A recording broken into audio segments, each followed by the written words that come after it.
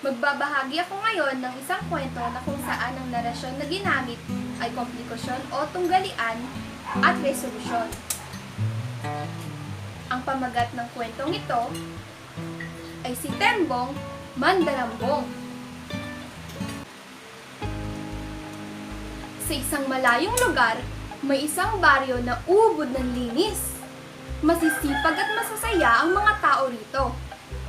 Lahat sila ay laging naglilinis. Lahat sila ay laging nagwawalis. Kaya tinawag nila itong Baryo Walis. Si Tembong ay taga Baryo Walis, pero kakaiba siya sa mga tao rito. Tamad na tamad si Tembong. Ayaw na ayaw niyang maglinis. Ayaw na ayaw niyang magwalis.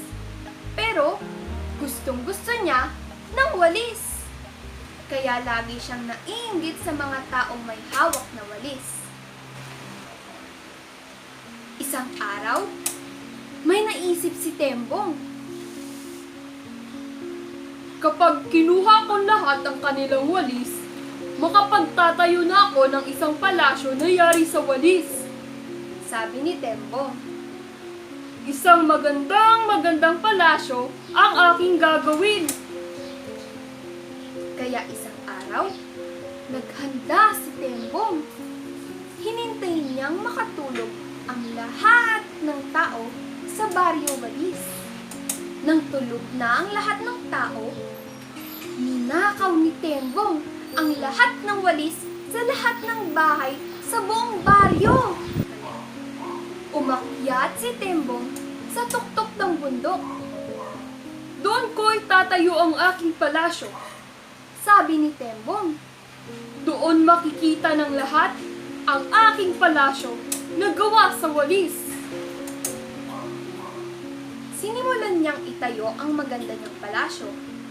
Pero walang ano-ano, biglang lumakas ang hangin at tinangay ang palasyong ginagawa niya. Nilipad sa malayo ang mga walis niya. Naubos ang lahat ng walis na ninakaw niya sa mga tao sa baryo. Masamang-masama ang loob ni Tembong. Umiyak pa siya ng umiyak. Hindi na siya makapagtatayo ng palasyo. Pero, biglang may naisip na naman siya. Babalik uli ako at magnanakaw sa baryo. Sabi ni Tembong. Nagulat si Tembong pagbalik sa baryo. Napakarumi na ng paligid. Bigla siyang nalungkot sa kanyang nakita. Bigla siyang nagsisi sa kanyang ginawa. Gumawa agad siya ng maraming walis. Kay ganda ng ginawa niyang mga walis. At ipinamigay niya ang mga walis na ginawa sa lahat ng tao sa buong baryo. Di nagtagal, napakarami na niyang walis. Nagkaroon na rin siya ng mga maraming kaibigan at nabalita maging sa ibang baryo ang magagandang walis ni Tembong. Marami tuloy gustong bumili ng ginagawa niyang walis.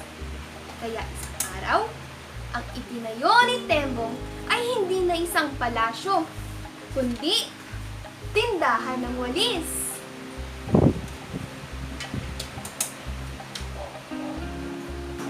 At doon po nagtatapos ang maikling kwento. Maraming salamat!